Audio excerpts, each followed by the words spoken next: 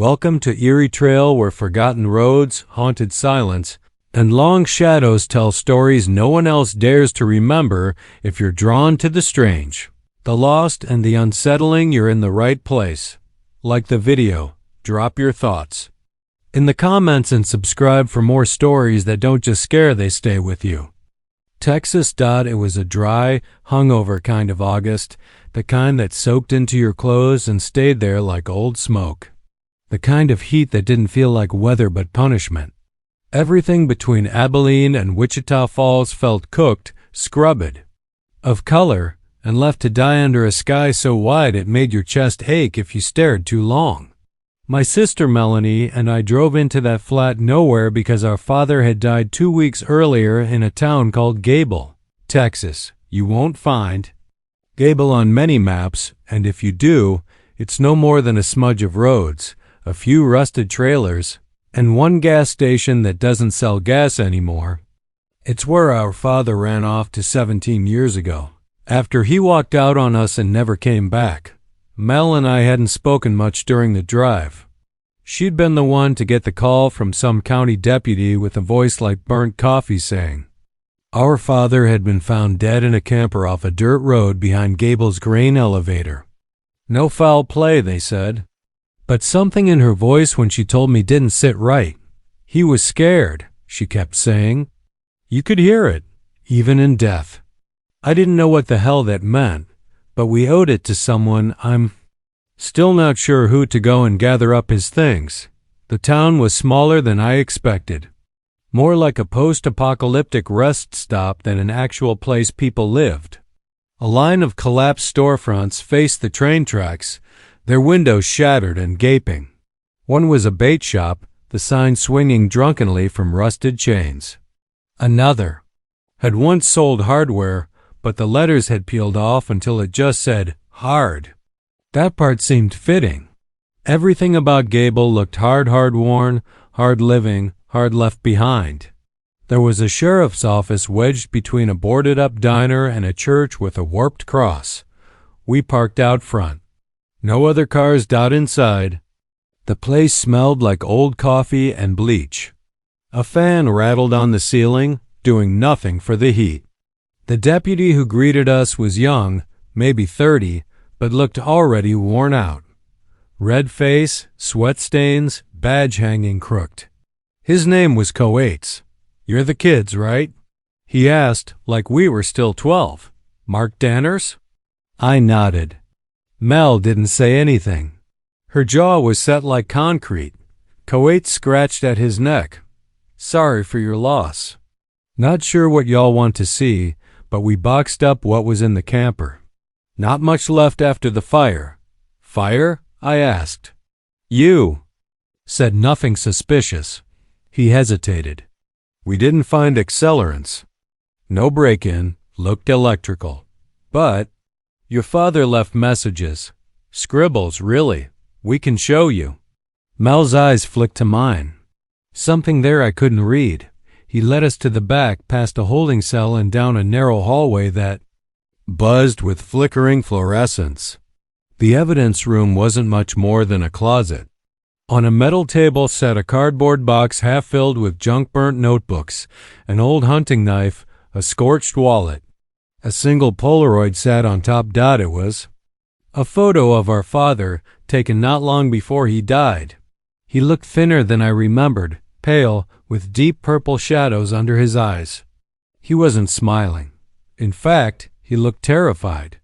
Behind him, barely in frame, was something that made my stomach twist. A shape in the woods, blurred and half seen through the camper window. Not a person, not quite. You see it? Coates asked. He didn't sound skeptical. He sounded like a man asking for permission to believe his own eyes. Mel picked up one of the notebooks. The cover was melted, the pages stuck together in places, but where it was still legible, the writing looked frantic, slanted, erratic. Our father had never been the type to journal, but here he'd written page after page of warnings. Not to us, not to anyone specific. Just raw panic poured into sentences like, "It moves only at dusk and the hum is in the trees, and it has no face, only a mouth that opens into sleep." One page was just a repeated scrawl. "Don't follow the whistling. Don't follow the whistling." Mel flipped to the back.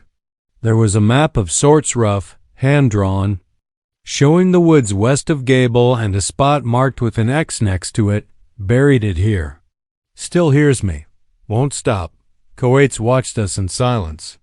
Then he said, "Y'all should stay the night." "We got a room at the old lodge. Least I can do." We did.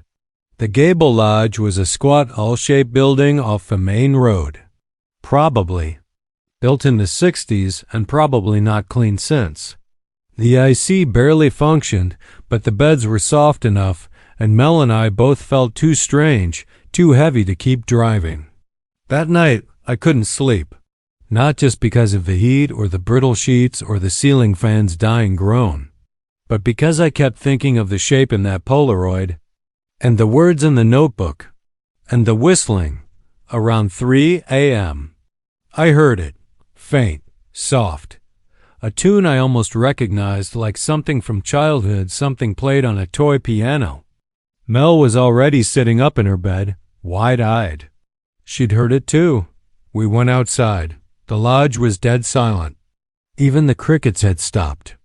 Across the highway, beyond a line of trees, we saw a flicker of movement, light maybe, or just pale shapes shifting in the dark. Then the whistling came again, closer now, more distinct. A slow, lilting song that didn't follow any human breath. It curled around us like smoke. Mel turned to me. "It's in the woods, where he buried it." "We don't even know what it is," I said, trying to keep my voice steady. She didn't answer. Just started walking toward the trees. I followed. The forest was thick, tangled with dry underbrush and branches like claws. The moon gave just enough light to see the path, barely. We followed the map from the notebook. Mel had memorized it, and after maybe a mile we reached a clearing. Dead center was a mound of dirt, recently disturbed.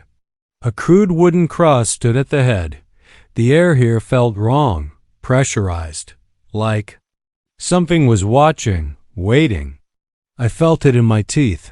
Mel stepped forward, knelt, and began to dig. I tried to stop her.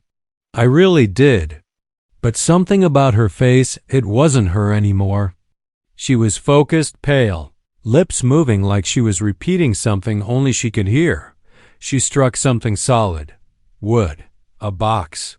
She pulled it free. It was child-sized, handmade, crude nails bent in corners. As she pried it open, I felt something move behind me. Not wind, not animal. Movement without sound. Inside the box was a doll. Old, porcelain face cracked down the middle, eyes glassy and black. It wore a faded dress, the kind you'd see in Depression-era photos. But the worst part, the part that still wakes me in the dark, was the mouth. Sewn shut with wire, rusted, and yet it smiled. Mel reached for it. I screamed. Something grabbed her wrist. Not me, not anything I could see. She froze, eyes bulging, then slumped forward like her strings had been cut. The dull smile widened. I left her. I ran. God help me, I ran. Back through the woods, back to the lodge.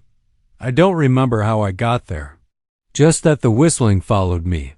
High and sweet and endless. By morning, Mel was gone. So was the clearing. We went back, me and Coates and 2 locals he trusted, but the forest was different. No cross, no mound, no doll. Just trees and silence and heat. They questioned me, of course. I told them what I could.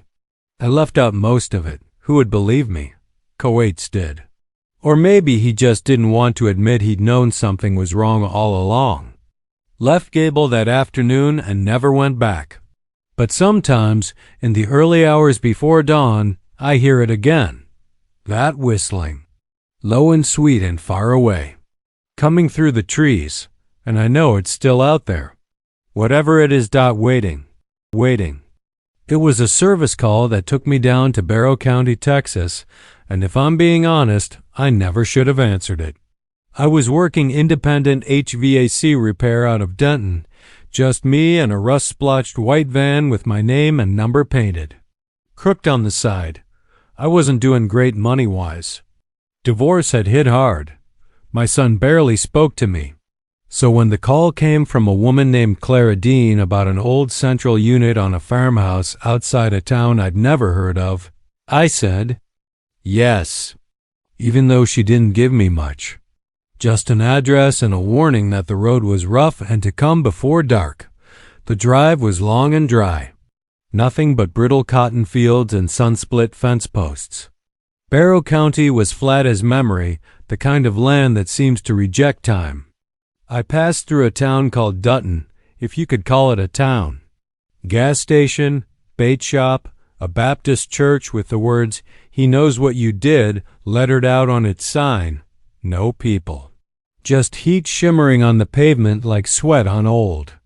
SKIN, I turned off the main road onto a narrow one, then onto gravel, then eventually onto a strip of dirt flanked by fence wire and cedar brush. That's where the cell signal died. I didn't think much of it at the time. Happens all over Texas, but it meant I couldn't call Clara to say I was coming up late, that I'd stopped to piss and stretch my legs, or that the clouds had started. Piling heavy and purple in the west, I found the house about 2 miles down. White paint long gone to gray, porch sagging in the middle like a snapped back. The grass around it had long since surrendered. Just dust and weeds and those little burrows left by armadillos or worse. An old barn leaned at the edge of the property, its roof a rusted yawn of tin and holes. Clara Dean was waiting on the porch. Thin woman.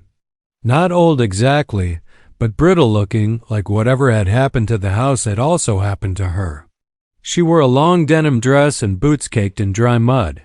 Her hair was pulled back tight, the color of steel wool. She didn't smile when I stepped out of the van. "You're late," she said. "Road wasn't easy to find," I said. "You said you had an old unit?" She nodded and pointed to the side of the house. "It's beneath the crawl space. Whole house has been running hot. Air smells wrong." That gave me pause. I've heard a lot of ways folks describe HVAC problems.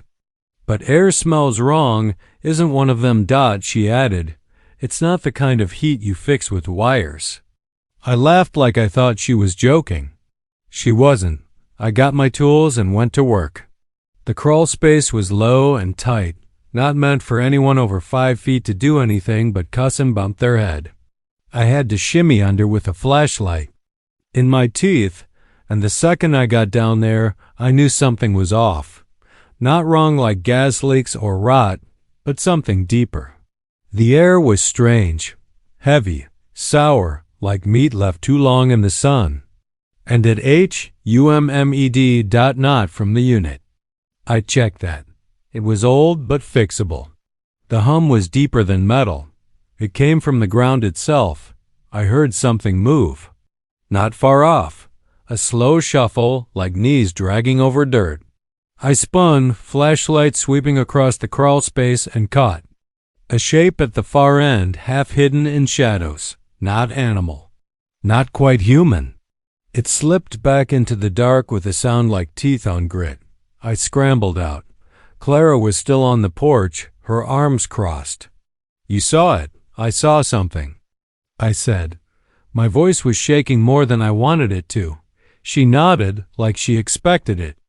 They've always been under there, before the house, before me. I asked what she meant. She didn't answer. Just went inside and shut the door. That's when I should have left. Should have packed up and taken my busted old van back to Denton. And let this place rot in its heat and whispers. But I didn't, partly because I needed the money, partly because I couldn't stand the thought of leaving without knowing what I'd seen. I sat in the van for a while. Long enough for the sun to start sliding down behind the trees. The sky went dark quick, turning from fire to bruise in minutes. The house seemed to grow larger with the dusk, its shadows stretching like arms, and the humming got louder. I couldn't sleep. Not in the van, not with the noise. Around 10, I knocked on Clara's door. She let me in without a word. The inside of the house was bare. No pictures. No TV. Just a single oil lamp on the table and a thin bed in the corner. She offered me the couch, and I took it. I asked if she lived alone. She didn't answer. Just said, "They don't like when the house is quiet." That night, I woke to whispers, not English. Not words, just breath, hissing through the walls and under the floorboards. I sat up and saw Clara standing by the window, her hands pressed against the glass. Her mouth was open, but she wasn't speaking. The whispering got louder. I went to her, touched her shoulder. She turned, and her eyes were wide and blank, not blind, just gone. She said, "They come up sometimes. When it's time." I asked who. She said, "What's left of the ones who lived too long." Then she collapsed. I called 911, but there was no service. Not even a bar. I tried to shake her awake, but she was gone somewhere else. Breathing, but not here. I waited. For dawn. Every hour longer than the last. The whispers didn't stop. They crawled through the floor like snakes. I didn't sleep. Couldn't. In the morning, Clara was gone. Her bed was empty. No footprints. No sign of her leaving. Just a smear of something black on the porch like ash, but wet. I searched the woods around the property. Found nothing but cedar and bones. Real bones. Piles of them. Not buried. Arranged. Some old. Some fresh. I drove back to Dutton as fast as the van would go. But it wasn't the same town. The gas station was boarded up. The church sign was gone. Just an empty road with no names, no people, no reason. Like it had never existed. I made it back to Denton by nightfall. I tried to forget. Tried to tell myself it was a heatstroke dream. But every now and then, the hum comes back. In my walls. In the static of the TV. In the silence between breaths. And last week, I got another service call. No name. Just an address. Barrow County. I won't answer it. I don't think anyone should. I was between jobs and between lives when I took the caretaker position at Lake Danforth. That's how the woman on the phone described it. Caretaker. Like it was an honor. Like it meant something. In truth, it was a last-ditch gig to keep my head above water. I'd been laid off from an industrial painting crew out of Amarillo, hadn't seen my daughter in almost 2 years, and was sleeping in the back of my pickup when I saw the flyer taped to the inside wall of a truck stop bathroom. Caretaker needed for off-season maintenance at private lakeside property. Secluded. Housing provided. No pets. The number listed. Didn't have a local area code, which should have tipped me off. But I was hungry, tired, and too desperate to think hard. The woman who answered Clara again, though I doubt it was the same one from before, spoke with the kind of clipped confidence you only hear from the rich or the damned. She said the job was at a camp. Old summer spot called Danforth Pines. Up north near the Oklahoma border. Private lake, 30 acres, empty for the season. All I had to do was keep an eye on the grounds, do some light cleaning, and report anything unusual. I asked what unusual meant. She said, "You'll know." I was there within 3 days. The road to Danforth wasn't listed on GPS. You had to follow the old highway past Texoma, take a side road with no sign, then a gravel turnoff with a busted gate wrapped in rusted wire.